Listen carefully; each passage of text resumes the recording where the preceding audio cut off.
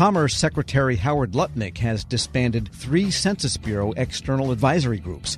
Gone are the Census Scientific Advisory Committee, the National Advisory Committee on Race, Ethnic, and Other Populations, and the 2030 Census Advisory Committee. The community surrounding the Census Bureau is concerned, and joining me with what all of this means, the Director of Government Affairs at the Population Association of America, Mary Jo Mitchell. Ms. Mitchell, good to have you with us. Morning, Tom. Good to be with you. And you were a member of the 2030 Census Advisory Committee. Tell us what these committees did, the types of people that are on them. Start there. Yeah, thanks so much for raising awareness about these committees. There were 3 committees at the Census Bureau. The Census Scientific Advisory Committee, which longstanding committee established in 1994, had a unique mission to provide scientific and technical advice to the Census Bureau on issues such as cyber infrastructure, survey methodology. The National Advisory Committee on Racial, Ethnic, and Other Populations had a broader mandate to really advise the Bureau across all of their surveys and included not just scientific experts, but also members of the public. But the committee I was on, the most recent committee that the Bureau established, the 2030 Census Advisory Committee, was established with a more narrow mandate to really focus attention on issues surrounding the construct of the 2030 census. So we were providing feedback to the Bureau at their behest on issues such as online responses for group quarters, the 2026 field test, which are going to be conducted next year, and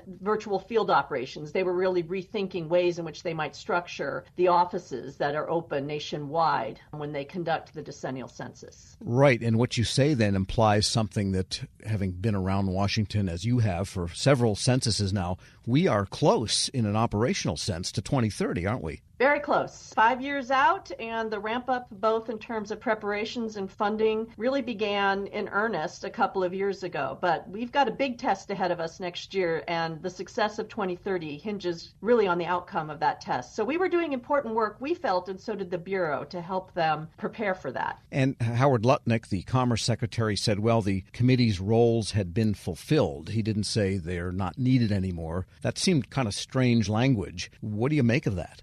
Yeah, I mean, I had to have a giggle. The 2030 census, unless I woke up 5 years from now, hasn't happened yet. And I think, too, with respect to the other committees that were eliminated, the work is ongoing. It doesn't end. We were volunteers. We had been vetted thoroughly. We were doing important work and serving a role, a unique role. And so I really feel that the Bureau has been undermined by this decision because they were relying on us and on our expertise and time to advise them on a wide range of issues. And the Bureau does face some of the issues that every polling and surveying organization is facing. People don't respond to mail so much anymore. They don't even respond to online because nobody trusts anything you get to click online anymore. And it's increasingly difficult and expensive and almost impossible, really, for enumerators to walk around knocking on every door. There's an image maybe that worked in the 1940s or something. And so what are the big issues facing the census as the ultimate statistical organization for the government? Well, there are several. First of all, they not just are conducting the largest civilian peacetime operation, the decennial census. They've got other mandates within their mission. I mean, they are in the field all the time conducting the American Community Survey, which in 2005 replaced the decennial long form. They are doing other surveys such as the Current Population Survey, which is really the driver of our understanding of employment in this country. They're doing the National Health Interview Survey. They're doing this in collaboration with other federal agencies. So their work is very complex and not just necessarily focused exclusively on the decennial census. Right, and many sectors rely heavily on the reliability and regularity of that data across many domains: medicine, economics, consumer purchasing, all these things. Fair to say?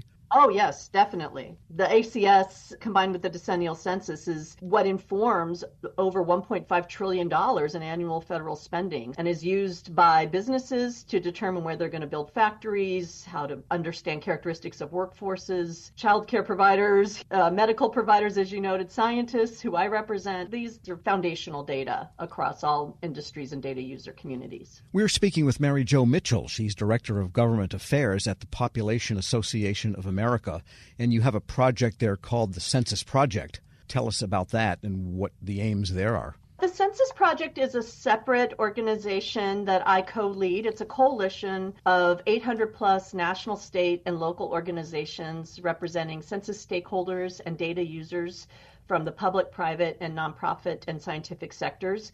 We are supported by a consortium of foundations that decided years ago that it was important to have a platform that could not only provide information to census stakeholders about Census Bureau operations and activities, but also could come together under a big umbrella to make decisions about what we think the Census Bureau needs by way of funding. So we develop an annual funding recommendation that we communicate to Congress and to census stakeholders in hopes that they will embrace it and communicate it as well.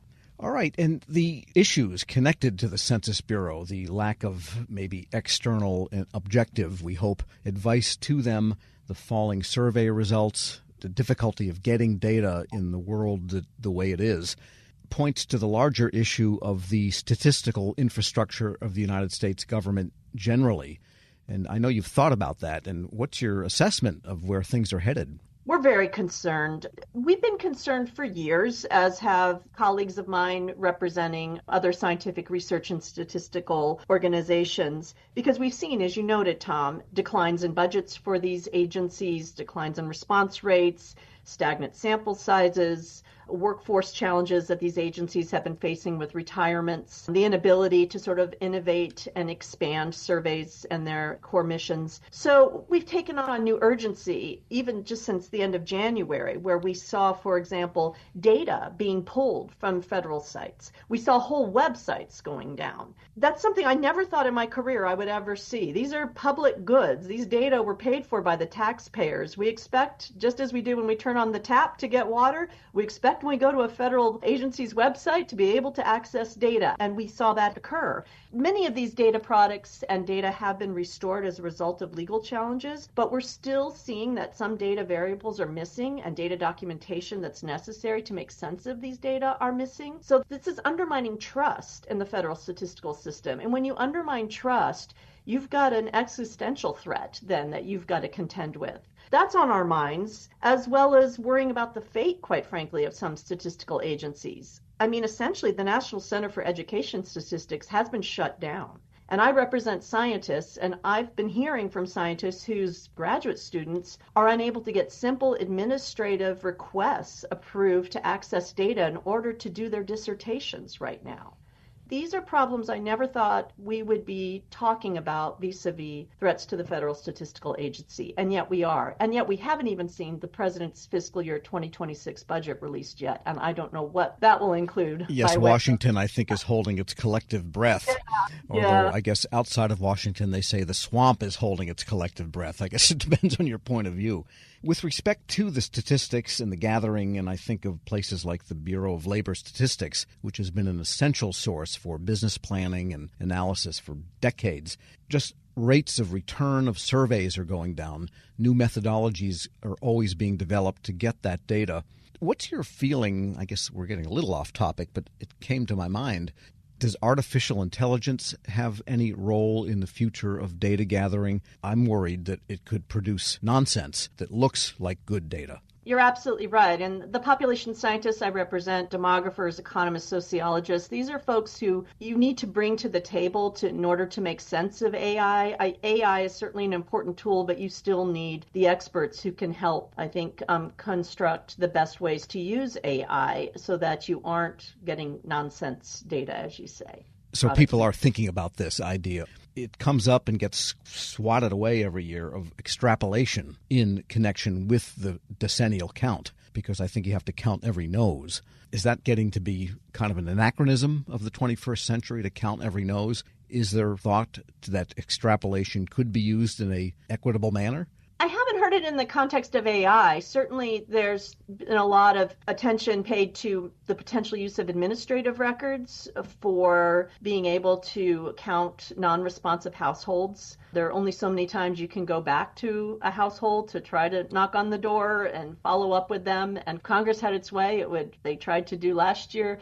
They would further constrain the Census Bureau's ability to do non-response follow-up by limiting them to 2 contacts for surveys. So that would be problematic. But I hadn't heard about AI going the way of actually producing our census. I have heard about interest this administration may have in revisiting using or relying on the United States Postal Service to do that. Well, that's a whole other topic.